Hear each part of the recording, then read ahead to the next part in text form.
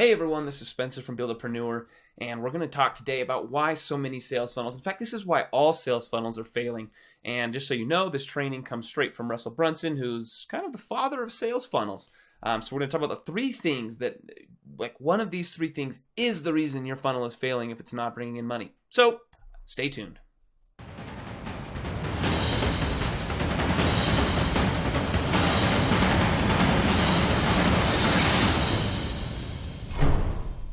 All right, we're back, and before we get started, we want to say two things. If you like what you're watching anytime through this video, please give me a thumbs up. Please click subscribe. We make tons of videos about sales funnels.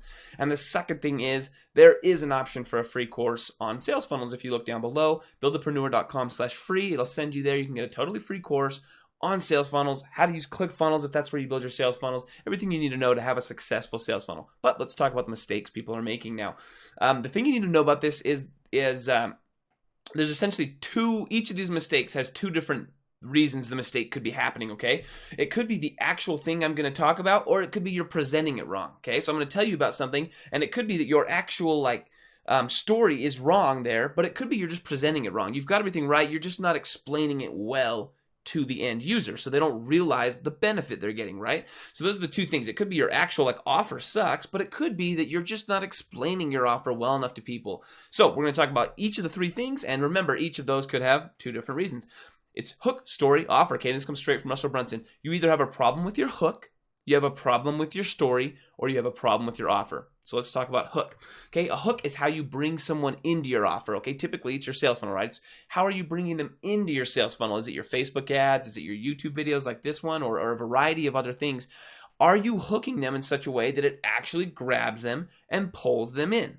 Okay, and a lot of people simply don't. They just throw out some information and they assume that people will read it all and they'll come in. Okay, a good hook is so much more than that. For me, my hooks all have three basic things. I focus on one of these three things. The first one is curiosity. I try to get people curious enough that they almost can't resist clicking.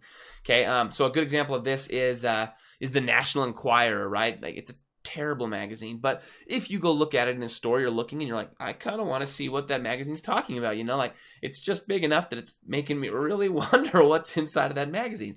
For me, it's my number one email that brings people in is a curiosity email, and it starts out, meet Spencer, the only miserable man in Hawaii. Okay, doesn't really tell you anything, but it's enough to make you be like, what? It catches your eye, right? And you kind of think through it and you're like, I kind of want to know why Spencer's miserable in Hawaii. And that is I think it's my number one opening email, okay? Curiosity. I'm not telling you everything, but I'm telling you just enough to kind of make you curious and want a little more. The next thing that all of them have is benefit. Not all of them, okay? So this is the second thing that I might focus on if I'm not focusing on curiosity. It's what is the benefit to you, okay? So a hook can focus on a benefit, a problem and a benefit, a problem and a solution, basically. And you can do this in something as simple as an email subject line or in an entire Facebook ad that's 3 or 4 paragraphs long. But basically, you want them to see the benefit in their life to this. Okay, not a bunch of features. So if I'm running ads for a software company or something like that, I'm not going to spout out a bunch of features. I'm going to give them the benefit. Basically, how this will change their life. Will it simplify their life? Will it make it so they have to spend less time working? Will it automate a lot of what they do? Right? What will change in their actual life? What's the benefit to them for this? And a bunch of features is not a benefit. So that's the second thing you can hook them with is by quickly describing the benefit to them, how their life will change and be improved by what you're offering. And then the third thing is secrets. People love secrets. If you follow Russell Brunson in ClickFunnels, everything he does is secrets. He talks about secrets all the time. His books are all named Secrets. People love to get a secret. A simple email like this. This secret made me $5,000 this month. This one single secret made me this much money this month. Or this single weight loss secret helped me lose 50 pounds this month, right? People love to hear secrets, and it works very, very well in both Facebook ads and in email. So those are the three things: curiosity, benefit, and secrets. Now, funny thing about a lot of these is I talk to people and they're like, oh, it feels so spammy to talk about secrets, or I feel like I'm like lying or something to them, right? And that's fine. You can go to the benefit one where you don't have to lie or anything like that. But it really doesn't have to be approached in a spammy way. Okay, be honest, but you need something that hooks people. That's marketing, and that's how it works, and that's what works. And you've got to follow what works because it's what's worked for hundreds and hundreds of years in the marketing world. So that's all the things that could be wrong with your hook. Okay, so improve your hook. And the easiest way to tell this is, are people clicking your ad? Are people clicking the offer that you're giving them to send them into your sales funnel? And if a lot of them aren't, then that's your problem. Your hook is your problem, and you can look and start fixing your hook. Now, if people are clicking and you say, okay, no, my hook seems okay because, half the people that see my ad or half the people that I try to sell this to actually do click through, means I've got a good hook. So the next thing it could be is your story, okay? Now, the biggest problem with most people is they don't even have a story. That could help. Stories are what sell, okay? People say it, and yet when you go to most sales funnels, they don't have a story, even though they've been told stories sell. And like when you tell them that, they're like, yeah, I know that. Well, then where's your story? So stories sell. And so when it comes time to sell, you've got to have a story that gets people, that brings emotion, that brings connection, that helps people see you as a human being and like really relate to you. And if you can do that in a story, then people are way, way more likely to buy from you. Okay, they relate to you, they trust you, they feel like you've been where they've been. And when that happens, and then they start to feel emotional, right? If it's a good story, it creates some kind of emotion, whether it's excitement or sadness, if you went through a terrible time or whatever it is. Emotion helps bring about sales. People buy on emotion. It's a fact. Lots and lots of studies have pointed to this. So the second thing is a good story. My Hawaii story, where I talk about my Hawaii story, that's a very good selling story when I use it in some of my sales pages, because I talk about how I couldn't find a job. I was at a very low point in my life, and I was living with in-laws because we couldn't afford housing, and I couldn't find a job. And a lot of people can relate to that. Okay, that's a very relatable story, and when I tell that story, it helps me sell things. It works really well. And so, if you don't have a story, get a story. And if you have a story, but it seems like people are coming to your sales page and almost no one's buying, or no one is buying, revisit your story. Create a story and revisit it. What about this story will connect to people, create the emotion you need, and really help them to trust and want to buy from you. And then the third thing is your offer, okay? None of these first two will help if you have a crappy offer at the end. You get them all emotional, and then you offer them something crappy. It's really hard to sell that.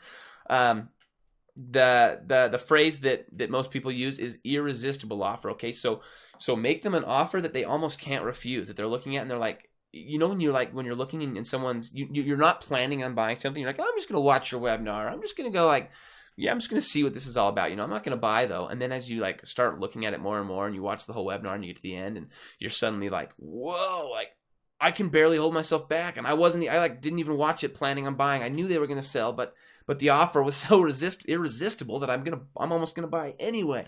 So the key to an irresistible offer is really figuring out exactly what they want and then piling in things. So the best example of this is a value stack. Russell Brunson teaches this as well in his book Expert Secrets, and he talks about a value stack. Okay, instead of just saying, "Hey, here you go. You're going to get this if you buy today. I'm going to give you this." What if you say, if you buy today, I'm going to give you, and you break down your offer and you add some sweeteners to it and things like that. You're going to get this, and you're going to get this, and you're going to get this, and you're going to get this, and you're going to get this. If you're confused by this, just Google Russell Brunson value stack, and you'll see some really good examples. But basically, you need to lay out a huge, valuable offer that gives them multiple things. That's really, really awesome. It's got, it all is cohesive. It comes well together, and it really helps them solve their problem. And when you do that, you can dramatically raise the price of your offer. Okay, instead of just handing them one thing and saying like, hey, I'm going to give you this, and it's cool, and you're done. You can say, I'm going to give you this, and I'm going to give you these 5 other things. Maybe I'm going to give you a bunch of free training. Like, you can do a lot of things that you can create once and sell multiple times. Digital products.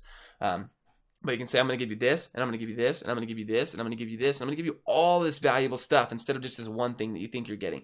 And you build this awesome, irresistible value stack, and in the end, a massive number of people that are emotional, and then you make this incredible offer where you're actually giving them tons of things that will help them, and it's valuable to them, and you dramatically increase your sales, but you also dramatically increase the amount of the price that you could sell your product for. Okay, if you make an irresistible, good, high quality offer, then you don't have to make this bottom feeder price where you're competing with 50 other people for the exact same product, and they're going to just pop over to Amazon or find it somewhere else on the internet, something similar, or Udemy if it's a course.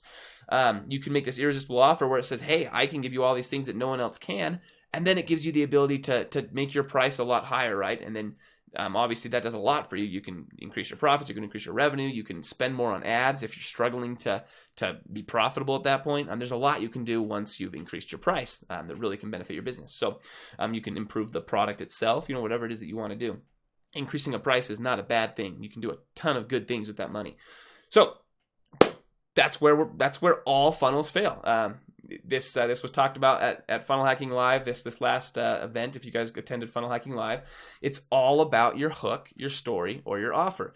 And this was revelatory for me as I looked at a lot of my stuff. I could go through and say, yeah, and typically it was all three. Like, oh, my hook, my story, and my offer all sucked.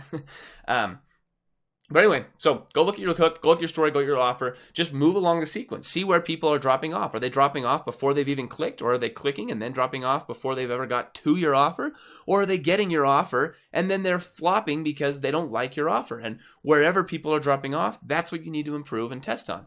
And that's the beauty of sales funnels, is you can figure out exactly where people are losing, and you can improve that spot, and then you can have a profitable sales funnel. So, like I said, down below, buildapreneur.com/free, there's a link. You can get a totally free course on creating your sales funnels. And remember, if you're still here at the end, you must have liked the video. Please click subscribe. Thanks, guys.